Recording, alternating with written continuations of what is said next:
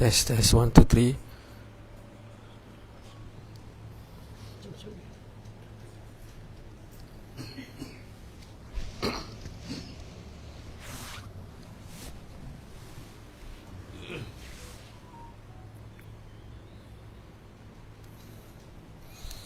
Assalamualaikum warahmatullahi taala wabarakatuh. InsyaAllah kita akan adakan majlis.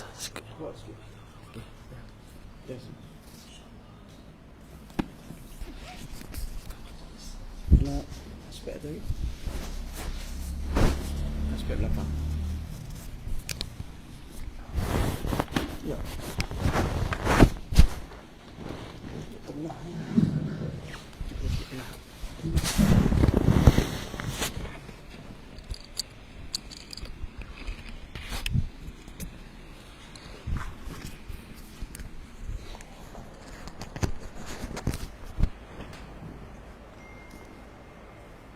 Cuma nak pegang lagi ni. Tak ada pergi ambil stand tadi. Tak buat macam ni. Betul. Testing. Assalamualaikum warahmatullahi taala wabarakatuh.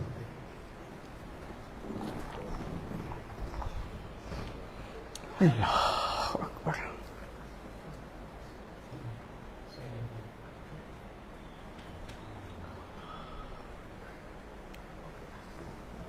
Alhamdulillah wa kafa. Salamun ala ibadihi allazina istafa. Amma ba'd. A'udzu billahi minasyaitonir rajim wa kana minaz zahidin. Subhana rabbika rabbil izzati amma yasifun. Wassalamun alal mursalin walhamdulillahi rabbil alamin. Allahumma salli ala Sayyidina Muhammadin wa ala ali Sayyidina Muhammadin wa barik wa sallim. Allahumma salli ala Sayyidina Muhammadin wa ala ali Sayyidina Muhammadin wa barik wa sallim. Allahumma salli ala Sayyidina Muhammadin wa ala ali Sayyidina Muhammadin wa barik wa sallim. Tak ada. Jadi kita sambung bacaan kitab Maqamatus Suluk. Pagi tadi kita dah pergi pada makam yang kedua, makam Zuhud. Jadi pagi tadi kita isi Zuhud dalam arti kata benar.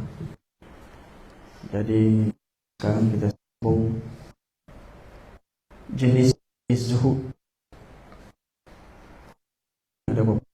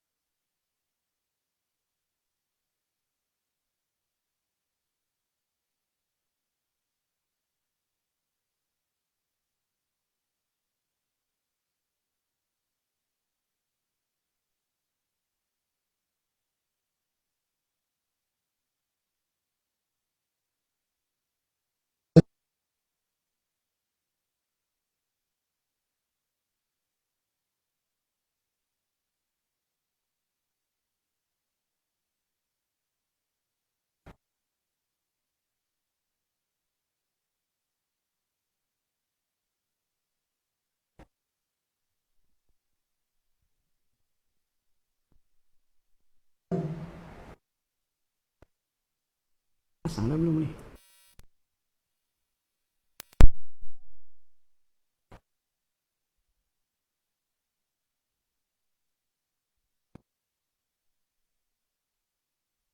Insan mengelak benda tadi.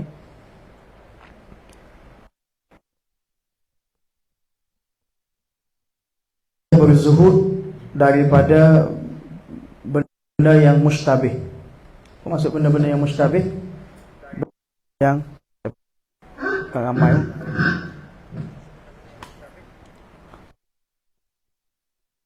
200 orang pun. Yang penting sini Pak. Jadi berpantang larang daripada benda yang mustabih, benda yang bercampur bau. Dalam hadis menyebut al-halalu bayyinun wal haramu bayyinun. Tu. Haram jelas, yang halal pun jelas. Wa bainahuma umurun mutasyabihat. Di tengah-tengah ni benda yang bercampur bau, halal dan haram. Hak tengah-tengah tu yang payah. Kan? Jadi zuhud kelas kedua ni orang yang berpantang larang daripada benda syabihat, yang mustabih tadi, benda yang bercampur bau. Yang halal memang jelas lah, yang haram memang jelas lah. Yang bercampur bau ni, orang nak kata ajinomoto lah apa, gila apa kan, kita tak tahu kan dia ni dibuat daripada apa kan. Jadi kalau kita syak sangka, kita mengelakkan diri daripada benda tadi mustabih tadi, itulah takwa kan. Dalam hadis lain Nabi SAW bersabda, mafhumnya, kamu tidak akan sampai darjah takwa selagi mana kamu tidak meninggalkan benda-benda yang mustabih tadi. Benda yang benda haram memang dah tinggal dah. Dan zuhud kelas ketiga adalah berpantang daripada benda-benda tayyibat, benda-benda yang makanan yang baik dah, makanan halal dah, harus dah, tapi dia tayyibat. Dalam serta-serta kes dia masih berpantang larang kan. Ada orang tak makan daging, daging yang bernyawa kan, untuk 40 hari kan. Tak makan benda-benda yang ada serta-serta di bawah pantauan suluk dia punya mursyid, dia berpantang daripada perkara tersebut. Maka kelas ini dia panggil az-zuhudul fadl, zuhud yang mendapat fadilat. Zuhud yang mana di dalamnya terdapat fadilat. Dia berzuhud terhadap benda yang halal. Juga digelar sebagai zuhudul arifin, zuhud orang yang arif, orang yang mengenal Allah Subhanahu Wa Taala. Jadi 3 kelas zuhud ni ada dalam kitab Hilyatul Awliya. Kemudian ada setengah umat ini yang mana walaupun Allah Ta'ala kurniakan harta yang banyak, tapi dia tersenarai di kalangan orang-orang yang zuhud. Oleh itu Imam Ahmad bin Hanbal rahmatullah alaih, satu orang tanya soalan kepada beliau, "Man ma'ahu malun hal yakunu zahidan?" Siapakah mereka yang ada bersamanya harta tapi masih dikira sebagai seorang yang zahid, seorang yang zuhud? Zuhud tu sifat, zahid tu orang yang bersifat zuhud dipanggil zahid. Maka dia tanya soalan macam tu. Ini adalah satu soalan yang memang fit dengan kita, yang mana soalan ini memberi petunjuk, irsyad kepada kita. Maka Imam Ahmad bin Hanbal telah jawab. Orang yang bertanya tadi tanya, "Hazrat, mungkin tak satu orang yang mana di sisinya ada harta yang banyak, tapi dia dikira sebagai orang yang zahid, orang yang zuhud? Boleh jadi tak macam ni?" Sebab kita faham orang zuhud ni tak ada harta, tak ada baju, tak ada tempat tinggal, duduk gelandangan kan, pakai tattoo macam tu. Kot lain. Kita faham macam tu. Jadi soalan dia, mungkin tak satu orang yang mana ada harta yang banyak, tapi dia dikira di sisi Allah di kalangan orang yang zuhud. Maka jawab Imam Ahmad, "In kana la yafrahu bi ziyadatihi wa la tahzunu bi naqsihi fa huwa zahidun." Dia bagi satu usul yang ringkas. Dia kata, tak kiralah siapa, kalau sekiranya dia tidak bergembira dengan bertambahnya harta makin banyak, projek makin banyak, bisnes makin berkembang, dia tidak begitu gembira. Gembira itu sifat manusia, memang ada gembira lah. Tak excited sangat kan. Sampai tak nak excited sangat. Yahzunu bi naqsihi, dan tidak bersedih di atas kerugiannya, di atas kekurangannya harta tadi. Harta dapat banyak, tak bersitu bergembira. Harta berkurang, harta rugi, tidak begitu bersedih. Fahuwa zahidun, maka itulah orang yang zuhud. Jadi kita cek diri kita ni. Kita excited sangat kan kalau dapat harta? Dan kalau hilang harta benda kita, kita bersedih ke tak? Kalau tak ada benda tu, baru kita zuhud. Sebab itulah Imam Abul Azaim rahmatullah alaihi menulis, tazawwaja ajmalan nisa wa frush afkharal firash wa kul ashhad ta'ami wa washrab ashhad syarabi hadza la yu'athiru fi zuhdika 'inda Allah azza wa jalla. Imam Abul Azaim dia kata, kamu berkahwin dengan secantik-cantik wanita, kemudian kamu tidur di atas seempuk-empuk tilam, dan kamu makan selazat-lazat makanan, kamu minum sesedap-sedap minuman, yang demikian itu tidak memberi kesan terhadap zuhud kamu di sisi Allah Ta'ala. Maknanya tadilah, walaupun harta banyak, dapat Allah bagi nikmat atas dunia, kahwin dengan wanita paling cantik, tidur di tilam yang empuk, makan selazat-lazat makanan, minum sesedap minuman, dia tidak memberi kesan kepada zuhud kamu di sisi Allah Ta'ala. Bukannya telah hilanglah zuhud. Sebab apa? Zuhud ni berpaling dari hati. Berpaling hati daripada dunia. Bukan kata meninggalkan dunia, tapi berpaling hati daripada dunia. Dah Allah bagi rezeki kepada dia, dah ada tilam empuk, takkan nak tidur kat bawah? Kan? Dah ada kereta yang laju, takkan nak naik keldai lagi? Kan? Jadi walaupun dia dapat segala nikmat-nikmat tersebut, akan tetapi tumhari dil dalam hati kamu tidak ada muhabbat, cinta terhadap harta tadi. Ni apa payah tu? Muhabbat kepada harta tu tak ada dalam hati. Maka disebabkan itu, menyebabkan kamu membuat kerja berkhilaf dengan syariat. Bila mari muhabbat harta dalam hati tadi, menyebabkan kita buat kerja berkhilaf dengan syariat. Maka waktu itu bagaimana kamu nak digelar sebagai zahid? Allah Ta'ala tak mahu kita bahawa seorang hamba itu dia tenang, tak ada pakaian, dia lapar, tak ada makanan, tidak ada rumah kediaman. Syariat tidak membenarkan perkara ini. Syan kedudukan orang mukmin itu adalah warihtabi dunia, dia tinggal di dunia. Akan tapi dalam masa yang sama dia menyelesaikan segala darurah dan keperluan dunia. Dia tinggal dunia, dia selesaikan segala keperluan dunia. Walaupun dia tinggal di atas dunia, hatinya sesaat pun tidak pernah ghafil daripada Allah Subhanahu Wa Taala. Itu yang Allah Taala mahu. Tak? Tengok ni, kalau kita hubungan sama manusia, kita dengan isteri kita tidak mahu jisim kita berpisah daripada kita, walaupun hati kita pergi ke lain. Tapi Allah Subhanahu Wa Taala ni, Allah Taala tak kisah jisim kita berpisah daripada Allah Taala. Yang penting hati kita sentiasa ta'alluq, connection dengan Allah Taala. Itu beza hubungan makhluk dengan manusia, dengan Allah Taala. Hubungan sama makhluk ni, dia kata, abang tak kisahlah abang duduk sini, jangan pergi mana-mana, yang penting abang ada dekat saya. Tak kisahlah hati abang dia duduk gambar wanita lain. Tapi Allah Ta'ala tak kisahlah hamba aku di mana saja, buat kerja apa saja, yang penting hati kamu sentiasa connection dengan aku. Sebab tu Bishr bin Haris rahmatullahi alaihi berkata, laisa zuhdu fid dunya tarakat dunya, innama zuhdu an yazhada fi kulli ma siwallah. Bukanlah zuhud di dunia itu adalah meninggalkan dunia. Meninggalkan bukan mati, meninggalkan untuk menggunakan dunia. Bukan zuhud orang yang meninggalkan kegunaan dunia ni. Hanya saja zuhud itu orang yang berzuhud daripada segala sesuatu selain Allah.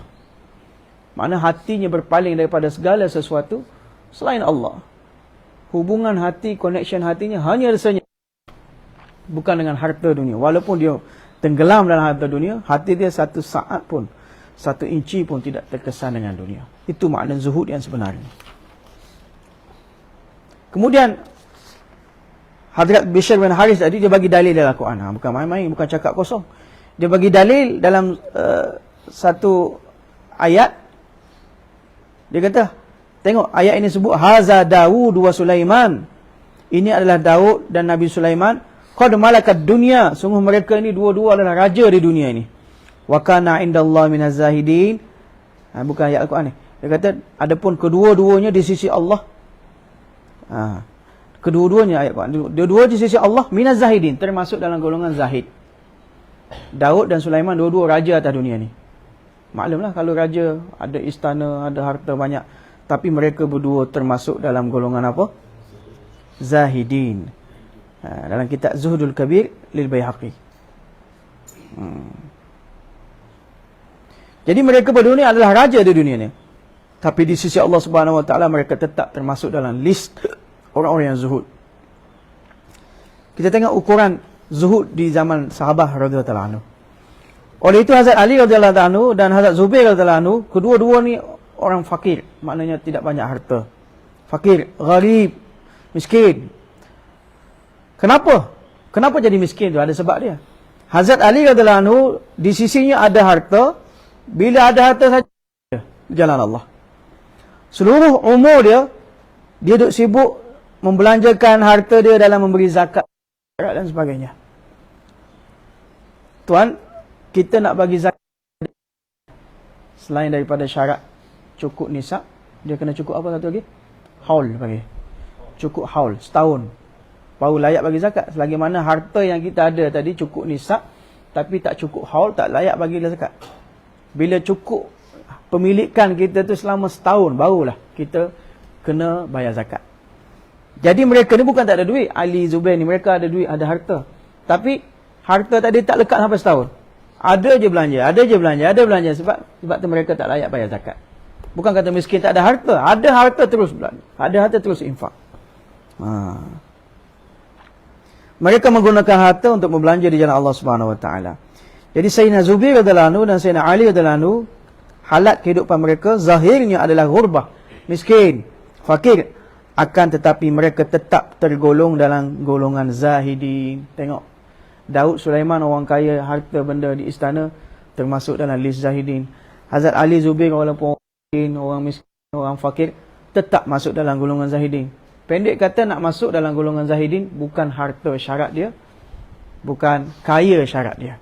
Syarat dia apa? Dilhe, hati ni. Sayyidina Uthman dan Abdul Rahman bin Auf, dua orang ni masyhur, businessman, VVIP zaman sahabat. Mereka termasuk dalam golongan umara, orang yang kaya. Tetapi mereka berdua juga tetap masuk dalam senarai zahidin. Hazrat Uthman Ghani ni satu kali ada apa ni, ghalla. Ya, ghalla ni makna satu bijian telah sampai pada dia. Apa itu, gandum ke, nasi ke apa. Dan waktu itu di Madinah berlaku zaman kebuluran, kefakiran. Maka bila barang tak ada kan, inflasi kan, maka para businessman telah datang kepada beliau. Dia kata, baiklah kamu jual saja bijian yang kamu ada, kamu simpan banyak stok kontainer banyak ni kan, kamu jual pada kami. Dan dia kata, jual pada kami akan bagi harga yang banyak nilai dia. Hamba risat bisnes kalian, kamu join kami, kita buat bisnes joint venture. Jadi Uthman kata, apa balasan kamu? Kamu nak bagi apa? Maka businessman tadi kata, kami akan bagi profit 2 kali ganda. Yang ini satu rupi akan dibalas dengan 2 rupi. Berapa persen tu panggil? 10%? 100%. Hazrat Uthman kata apa? Very low profit, dia kata. Sikit untung. Jadi businessman tadi kata, baiklah, 1 rupi dibalas dengan 3 rupi, 300%. Hazrat Uthman kata, Torah sikit tu, dia kata. Dia kata, acah, 4 kali ganda. Hazrat Uthman kata, sikit tu. Maka semua businessman tajir tadi, semua berpakat. Tajir sahabat kata bagi, dia pegang kepala masing-masing tunduk. Dia kata, ajib orang ni. Iswaq ham itna, kita telah offer dia begitu banyak profit. Tidak boleh dibayangkan dengan otak, dia kata. Tapi dia duk jawab, sikit. Ni apa hal ni? Usabi ziyadah munafik cair. Dia nak profit untung lebih lagi. Tu ek ni puca, Maka salah seorang businessman tadi tanya, Ji, kamu nak apa sebenarnya ni? Apa kau nak ni? Maka Osman kata, mau jujur munafik dia, apa yang kamu tawarkan profit kepada saya, dia semua itu sikit, dia kata. Sangat sedikit. Apa Osman jawab? Pas ek guy jo izada. Aku ada satu lagi offer yang lebih profit daripada segala profit yang kamu offer tadi. Tuan logo ke angka kulgai, maka mereka semua terbeliak biji mata. Adalah orang offer lebih tinggi daripada kami. Kiau tiam sejada munafik. Siapa lagi yang sanggup bagi profit yang lebih tinggi daripada kami? Dia jawab. So ke bercai 400, dia kata daripada 100 offer 400, 1000 kepada 4000. Begitu besar profit ini, siapa yang akan bagi? Orang kata, pucne lagi kon. Dia kata, Osman kata, ada orang nak bagi. Mereka semua kata, siapa nak bagi? Maka Osman jawab apa? Mera Perwardagar. Dia kata apa? Rob aku yang akan bagi profit sebegini. Tuhan aku yang akan bagi offer profit yang lebih besar itu. Yani Allah Ta'ala janji dalam Al-Quran, Man ja'a bil hasanati falahu asyru amsalihah. Barang siapa buat satu kebaikan, paling kurang Allah Ta'ala gandakan dengan 10. Allah Ta'ala telah perintahkan, jitna kafilata, yakni so se zyada gale ki unte firmaya sabko Madinah ke apne hukum dia jitna kafilata, yakni so se zyada gale ko. Kemudian Hazrat Osman dia terperintahkan banyak mana bijian di Madinah tadi, disuruh angkat semua dan suruh bahagi-bahagikan di kalangan orang miskin di Madinah. Dia tak ambil pun profit tadi. Apa yang dia ada, dia gunakan kepada semua orang di Madinah. Jalan Allah Subhanahu. Jadi Osman walaupun mempunyai harta yang banyak, dia tetap digolongkan di kalangan zahidin. Subhanallah. Satu lagi tabi'in, Hasan Basri rahmatullahi alaih, dalam kehidupan dia, Masya Allah, dia sangat banyak nikah. Sangat banyak pun tak lebih 4 lah kan. Masya Allah, khub nikah kes. Mungkin dah menikah, kahwin lagi kan. Dia banyak kali berlaku nikah. Laktai Allah Rabbul Nabi kita lagi. Seolah-olah Allah Subhanahu Wa Taala ingin memperjalankan nasab keturunan Rasul Nabi itu melalui silsilah dia. Ramai orang yang inginkan supaya anak perempuan aku dikahwinkan dengan Hasan Basri tadi. Supaya kakak aku dikahwinkan dengan beliau. Anak perempuan aku dikahwinkan beliau. Supaya anak aku akan mendapat title apa? Sayyid, Habaib dan sebagainya. Satu waktu metu jari tu cari biu hotel. Mana satu waktu dia mempunyai 4 isteri. Maka jap ke safari ke tetap isteri bivi kili. Jadi bila selesai satu isteri, mungkin kalau meninggal ke apa, dengan masa yang cepat orang akan offer anak kahwin dengan dia. Tunggu hadu Sri Chote Din nikah. Hari kedua, hari ketiga terus dapat isteri yang baru. Ini Hasan Basri. Siapa nak itibak boleh lah. Maka isab ki bawajun kanam. Tapi walaupun begitu, nama dia juga tersenarai di kalangan golongan zahidin. Nikah ramai pun tak menghalang untuk menjadi zahidin. Cuba kita fikir, insan harmena syabu, satu orang manusia setiap bulan dia buat majlis kenduri kahwin dia, tapi nama dia tertulis di kalangan golongan zahidin. Maklum kepada kita di sini nak ceritanya, hanya semata-mata ada harta, hanya semata-mata ada isteri-isteri, hanya semata-mata ada rumah yang mewah, semua benda ini tidak memberi faislah kepada kita bahawa kita ini zahid. Kita seorang kan. Dil se pata chala lagi dil me dunia. Hati kita dapat mengetahui dalam hati kita masing-masing betapa ada muhabbat cinta kita terhadap dunia ataupun tidak. Kita masing-masing boleh cek lah hati kita ni. Ada harta ke tak ada harta, itu cerita lain. Tapi hati kita ni ada terkesan cinta muhabbat dengan dunia ataupun tidak. Kalau sekiranya dalam hati kita tidak ada muhabbat cinta dunia, walaupun kita duduk di dalam istana yang mewah, maka seorang itu digelar sebagai zahid.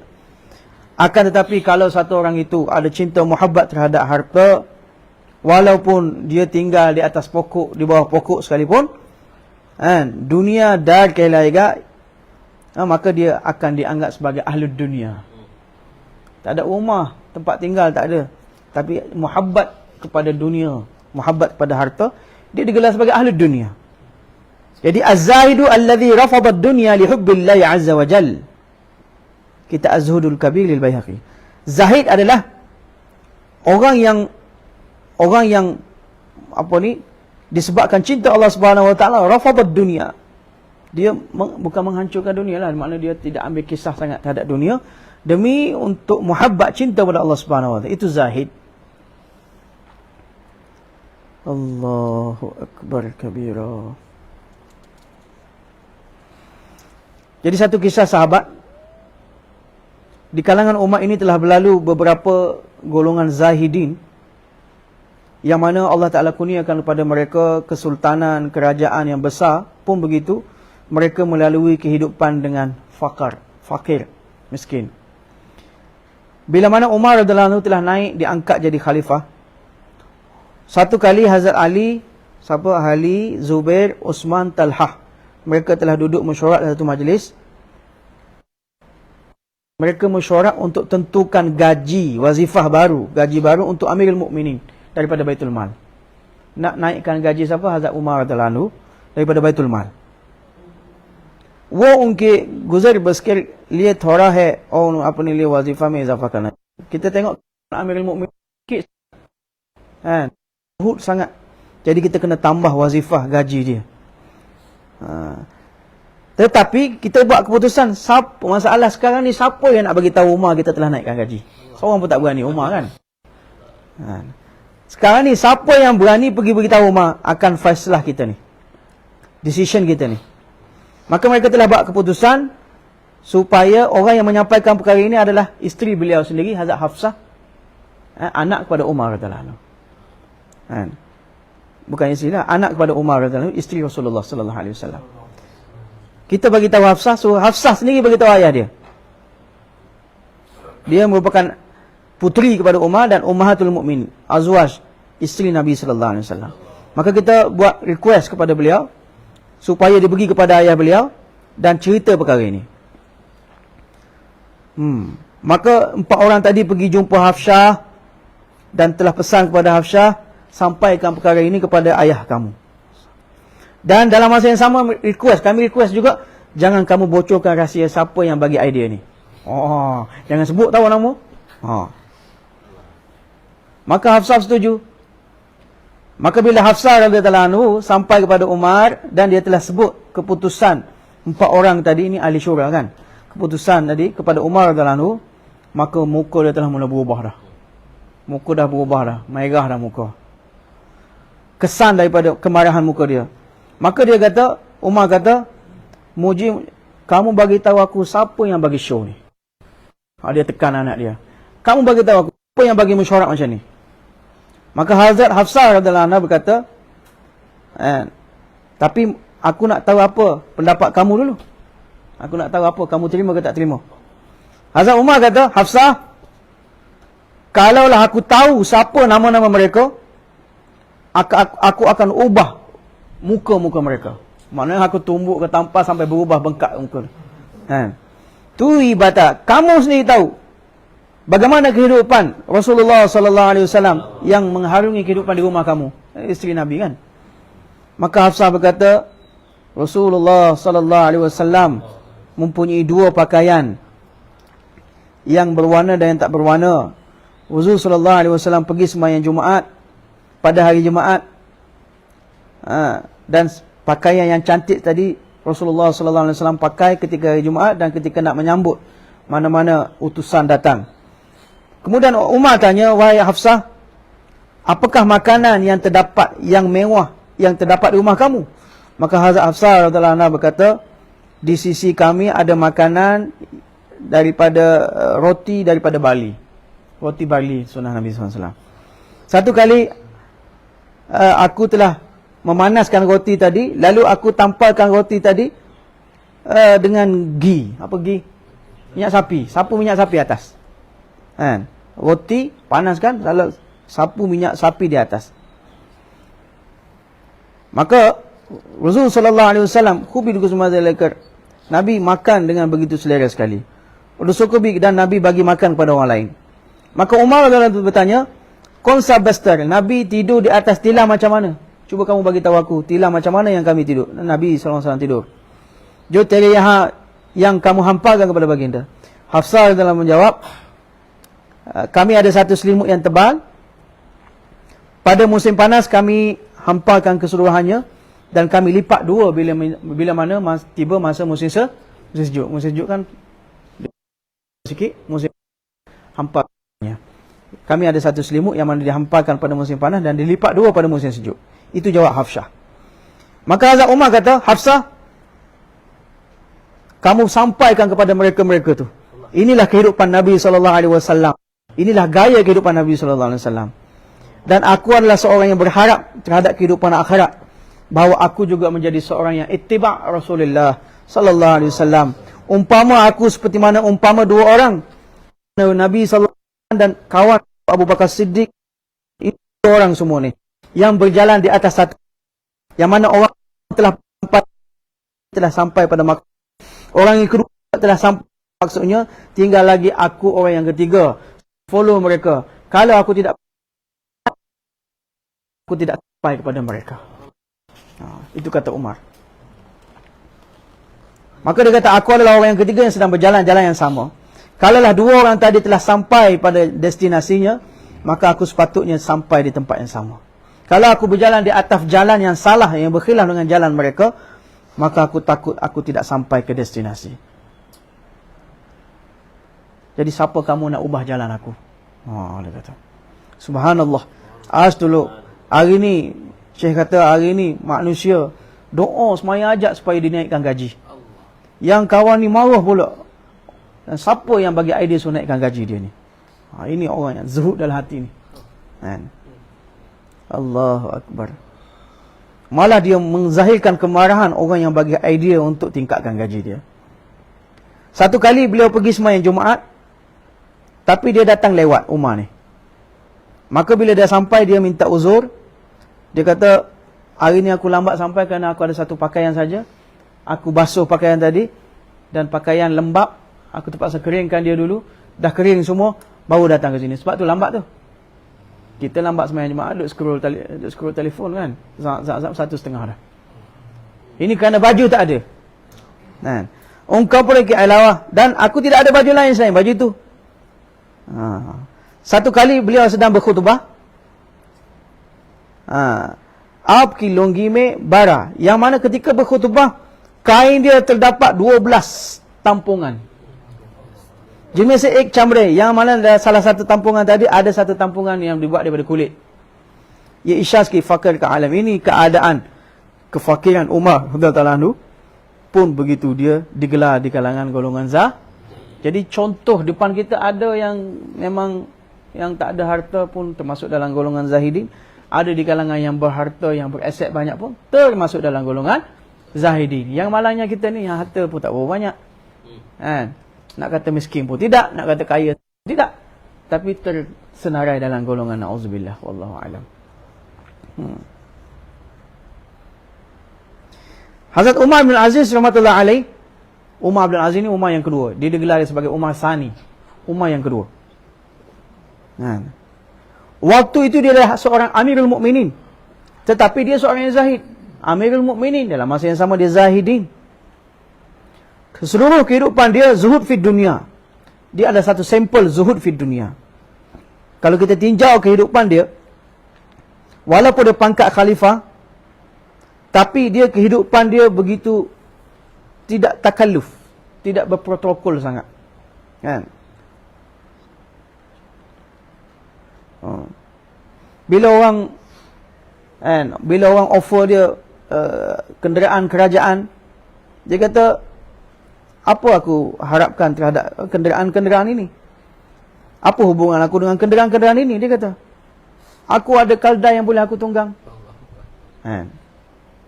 Hari ini kita tambah lagi kan, cari yang lebih benih lagi.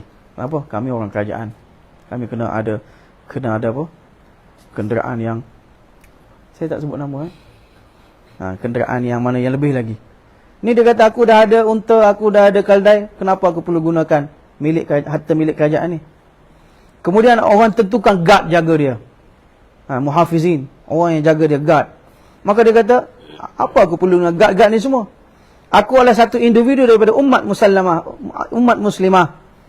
And aku melalui kehidupan aku subuh dan petang seperti mana umat-umat yang lain, seperti mana orang Islam yang lain. Jadi isteri beliau adalah Fatimah bin Abdul Malik. Beliau adalah cucu kepada khalifah sebelum itu. Khalifah mana orang kerajaan jugalah.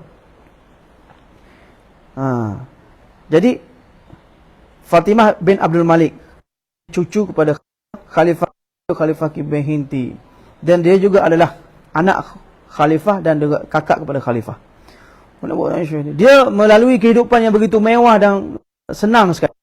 Tapi bila dia telah kahwin dengan Umar Abdul Aziz, suami dia ni Umar Abdul Aziz rahmatullahi alaih telah menjadi khalifah, maka dia kata kepada isteri mewah tadi, banyak mana pakaian, perhiasan yang kamu ada, yang kamu dapat daripada hasil ayah kamu, yang mana yang ayah kamu ada harta Baitul Mal sebelum ini, kan?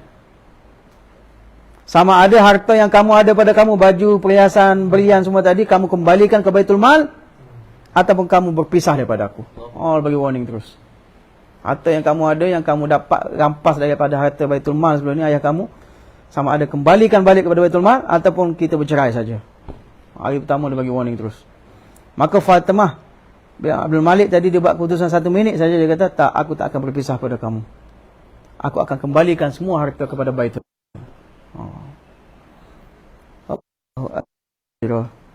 Ini cerita-cerita orang yang zuhud Subhanahu wa taala.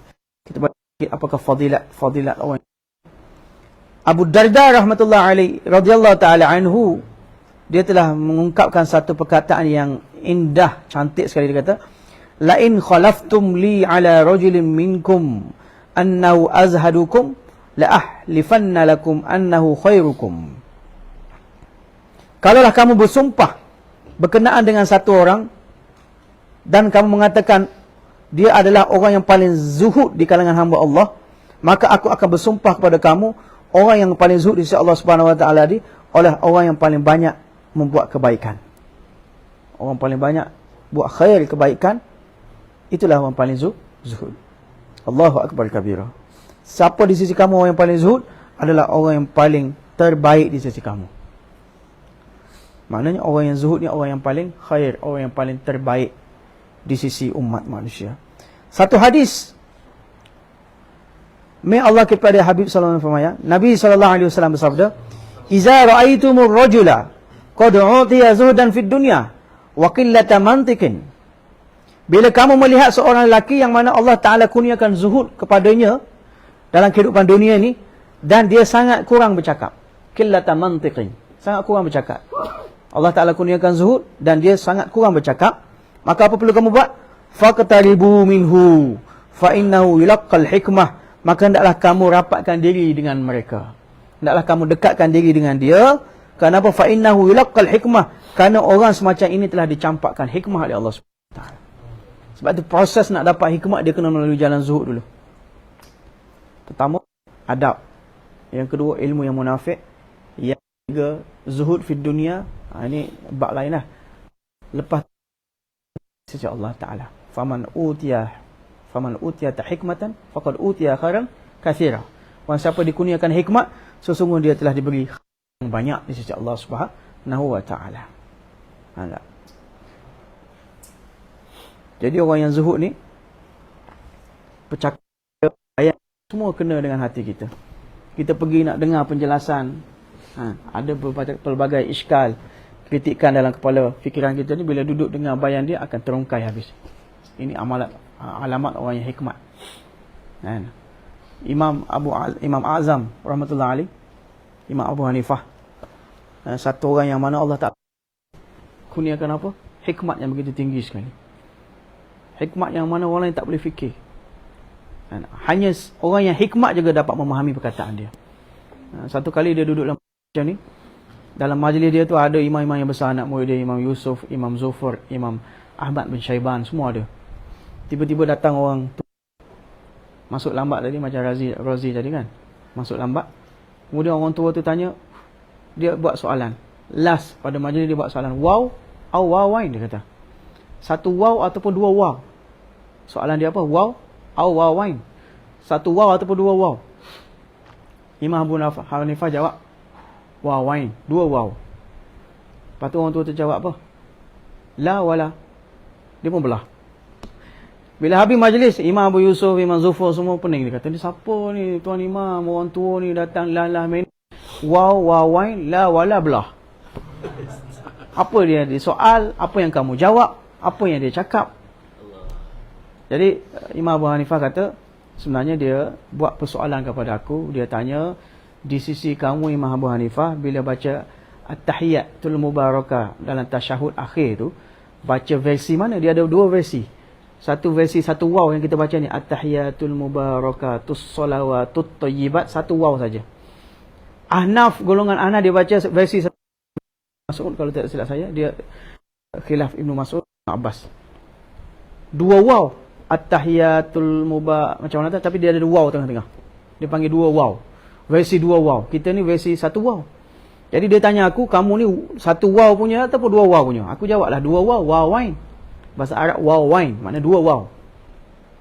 Okey, bila dia dapat jawapan, habis dia kata apa belakang sekali, la wala. Sebenarnya dia mendoakan keberkatan kepada aku. Dia doa apa? Semoga ilmu yang Allah Ta'ala kurniakan pada kamu akan memberi manfaat. Tidak terhindar manfaat tadi, la syarqiyatan wala gharbiyatan. Tidak terhindar manfaat tadi kepada semua manusia, baik di sebelah timur, baik di sebelah barat. La syarqiyatan wala gharb. Itu maksud la wala. Dia pun belah. Imam-imam lain yang hebat ni, Imam Abu Yusuf, Imam apa lagi tadi? Imam Zufar. Imam Abu Yusuf, anak murid dia, satu kali 2 orang suami isteri ni bergaduh. Biasa suami dan kalau lidah lagi tergigit. Jadi bila gaduh tadi, suami marah. Isteri marah. Suami marah. Suami kata, kalau kamu tak keluar daripada negeri, contoh negeri Baghdad. Kalau kamu tak keluar negeri Baghdad ni sebelum matahari terbit nanti, dia bergaduh pukul 3 malam. Suruh keluar negeri Baghdad sebelum pukul 3 pagi, sebelum subuh. Kawan tu sudah nak pergi mana, kena cerai lah macam mana ni. Dia pun kebetulan ada mufti tepi rumah dia, pergi tanya macam mana ni. Dia kata, mufti tu kata, habis dah kau cerai dah apa ni? Habis dah. Letak pula talak 3 pula tu. Sudah. Tak tahu macam mana dia dapat jumpa dengan Imam Abu Yusuf tadi, anak murid yang duduk bawah tadi tu. Imam Abu Yusuf kata, apa dia buat? Dia telah ta'liq, kalau kamu tak keluar daripada negeri Baghdad sebelum keluar matahari, maka akan jatuh talak 3. Imam Abu Yusuf kata, apa masalahnya? Pergi masuk masjid. Kan Allah Ta'ala kata, innal masajida lillah. Masjid Allah. Masjid ini adalah kerajaan Allah. Kamu masuk dalam kerajaan Allah, seolah-olah kamu telah keluar daripada negeri Baghdad ini. Maka dia pun masuk masjid selamat. Faham tak tuan-tuan cerita? Kalau faham tak? Subhanallah. Siapa Imam Abu Hanifah, nak murid Imam Abu Yusuf yang duduk bawah, yang pening dan la wala tak tahu apa tadi. Jadi nak cerita tuan-tuan, yang kita kata ya imam-imam ni pun tak tahu apa dia orang ni, ijtihad dia orang ni mungkin salah, dia pun manusia, bukan maksum. Yalah bukan maksum, tapi mereka ni adalah pilihan di sisi Allah Subhanahu Wa Taala. Allah pilih khas mereka ni untuk menjalankan mazhab melalui mereka ni. Imam-imam ni, Imam Syafi'i begitu juga. Kita hari ni, umat hari ni kata semakin kami mengaji, kami semakin nampak kesalahan imam-imam terdahulu. Kami nampak imam kami lebih hebat lagi. Imam zaman ni lebih hebat lagi. Itu tipu daya syaitan. Zaman ni saya cerita zuhud ni, bila dapat zuhud dapat hikmat. Zaman Maulana Qasim Nanutwi, dia pengasas dia Durban kan. Waktu itu zaman penjajahan Inggeris. Jadi orang Inggeris datang, dia bawa anak dia besar, umur 8 tahun. Kemudian Maulana duk mengajar tentang istinja. Macam mana nak masuk tandas, macam mana nak pegang. Dia kata, kamu masih duk cerita istinja lagi. Orang dah naik ke bulan dah. Kamu tertinggal ke belakang. Maulana kata, acah, tertinggal ya. Baiklah, ni kamu bawa anak murid kamu ni, umur 8 tahun ni. Cuba bagi tahu dia, ni tepi madrasah kami ni ada kolam ni, ada kolah ni. Berapa gelas air yang terdapat dalam kolah ni? Berapa gelas air soalan dia? Air yang terdapat dalam kolah ni berapa gelas? Dia tak tanya berapa liter, berapa gelas? Jadi orang putih tu cakap, usah budak ni, aku tak boleh jawab. Budak 8 tahun nak jawab apa, dia kata. Maka dalam kelas mengajar juga umur 8 tahun, yang sedang diajar di madrasah, belajar mantik, tasihulul mantik, sulamul mantik, belajar. Dia panggil, Arif, Alif. Nak jawab nama pun slow-slow. Alif. Dia kata, Alif bangun. Sedang mengaji mantik ni. Cuba bagi tahu orang putih ni berapa gelas air yang ada dalam kolam. Dia kata,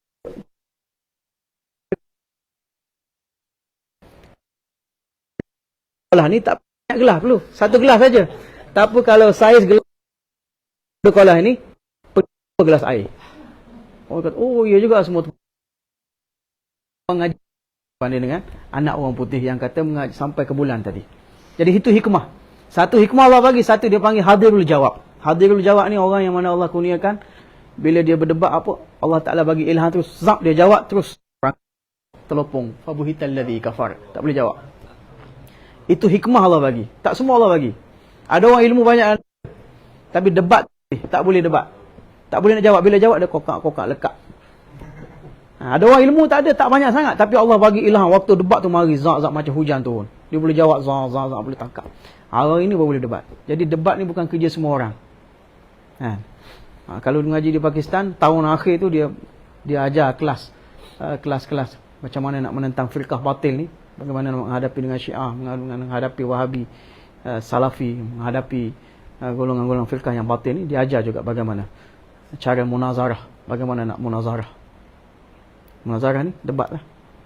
Jadi Allah bagi ilmu hikmah tadi kepada orang yang zuhud. Barulah akhir sekali Allah bagi. Sekarang ni di Malaysia, di Pakistan ada Maulana, dia panggil Maulana Fazlur Rahman. Maulana Fazlur Rahman ni dia macam siasi, organisasi politik lah yang bertanding di sana. Tapi di sana bukan bertanding nak kerajaan ke apa, maksud dia orang nak jaga madrasah dan sebagainya. Jadi ayah dulu nama Mufti Mahmud. Mufti Mahmud dulu dia masuk parlimen lah. Masuk parlimen. Jadi dia pun hadirul jawab juga. Kalau dalam parlimen orang bahas, orang tanya, zap, direct. Semua bukan habis. Di zaman Benazir Bhutto dulu, satu kali Benazir Bhutto dia berucap, dia apa ni, dia maki orang lelaki. Dia kata orang lelaki ni apa? Orang lelaki ni sepatutnya dia singa. Singa ni ada ekor. Tapi kami tengok kamu ni lelaki tak ada ekor. Maulana Mufti Mahmud tadi bangun, dia kata, "Hei, kami lelaki sebenarnya ada ekor," dia kata. "Kami singa, kami ada ekor. Tapi banyak sangat duduk atas kursi ni, ekor tak keluar ke belakang, ekor keluar ke depan." Sensor sikit tu, Mak. Ekor keluar ke depan, dia kata. Hati hadir dia jawab.